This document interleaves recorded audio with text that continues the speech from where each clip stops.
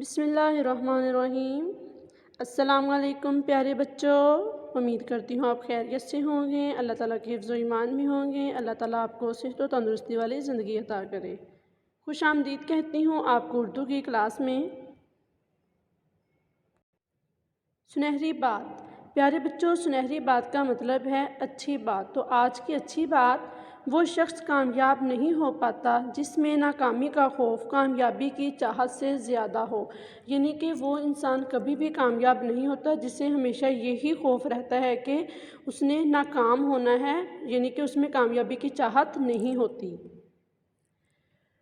پیارے بچوں، آج کا عنوان ہے اسم اور اس کی اقسام، ورک بک صفحہ نمبر 11۔ تدریسی مقاصد، بچوں کو اس قابل بنانا کہ وہ اسم کے معنی و مفہوم کو جان سکیں، اپنے ارد گرد موجود اسم کی پہچان کر سکیں، اسم معرف اور اسم نکرہ کی پہچان کر سکیں۔ پیارے بچوں، اردو ورک بک صفحہ نمبر 11 کھولیے۔ اسم کیا ہے؟ کسی بھی چیز، جگہ، جانور اور شخص کے نام کو اسم کہتے ہیں۔ کوئی بھی چیز جیسے آپ کے گھر میں ہے، گھڑی ہے، فریج ہے، الماری ہے، کرسی ہے، میز ہے، یہ چیز ہے۔ یعنی کہ کوئی بھی چیز، ان کا جو نام ہے وہ اسم کہلاتا ہے۔ کسی جگہ کا نام جیسے فیصل آباد، لاہور، کراچی، پشاور، اس طرح کسی بھی جگہ کا جو نام ہے، آپ جہاں رہتے ہیں، جس ایریے میں، جس گاؤں میں یا شہر میں، اس کا جو نام ہے وہ اس کا اسم کہلائے گا۔ اسی طرح ایک جانور کا نام، یعنی کہ گائے، بھینس، بھیڑ، بکری، اونٹ وغیرہ جو ان کا نام ہے وہ اسم ہے ان کا۔ اور شخص کا نام جیسے میرا نام فروا ہے تو میرا اسم فروا ہے۔ اسی طرح آپ کا جو نام ہے وہ آپ کا اسم کہلائے گا، آپ کا اپنا نام۔ تو اسم یعنی کہ کسی بھی چیز، جگہ، جانور اور شخص کے نام کو کہتے ہیں۔ مثلاً کراچی بہت بڑا شہر ہے۔ اب کراچی یعنی کہ یہ ایک جگہ کا نام ہے، ٹھیک ہے، تو یہ اسم ہے۔ اسم کی قسمیں، اسم کی 2 قسمیں ہیں، ایک اسم نکرہ اور دوسری اسم معرفہ۔ تو اسم نکرہ کیا ہے؟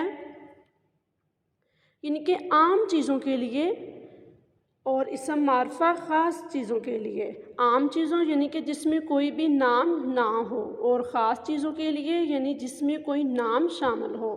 اب ہم نے مثال کے طور پہ اسم نکرہ میں یہ لڑکیاں ہیں، تو ہم نے یعنی کہ ان کا نام نہیں لیا۔ اب ہم کہیں گے اسم معرفہ میں یہ آمنہ ہے، یعنی کہ اس کا نام ہم نے لیا تو نام کیا ہے؟ اسم۔ تو اس لیے اسم معرفہ کہلائے گا جس میں ہم نے کسی بھی چیز، جگہ، شخص، جانور، پرندے کا نام لینا ہے، وہ اسم معرفہ کہلائے گا۔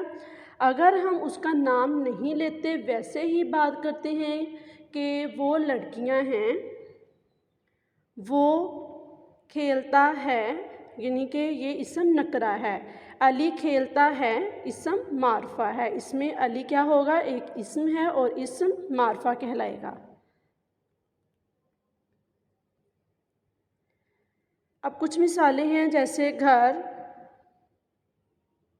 بچے، اونٹ، کپ وغیرہ، یعنی کہ کسی بھی چیز کا جو نام ہے وہ اس کا اسم کہلائے گا۔ اگر ہم اس کو اس کے نام سے مخاطب کریں، مثلاً علی، آمنہ، لاہور، پشاور، کراچی، میز، کرسی، گائے، بھینس، مور، اس طرح وہ اس کا اسم معرفہ کہلائے گا۔ اگر ہم ویسے ہی کہیں کہ یہ جانور، پرندے، شخص، جگہ، تو وہ اسم نکرہ کہلائے گا۔ گھر کا کام، ورک بک صفحہ نمبر 11، اسم اور اس کی اقسام یاد کریں۔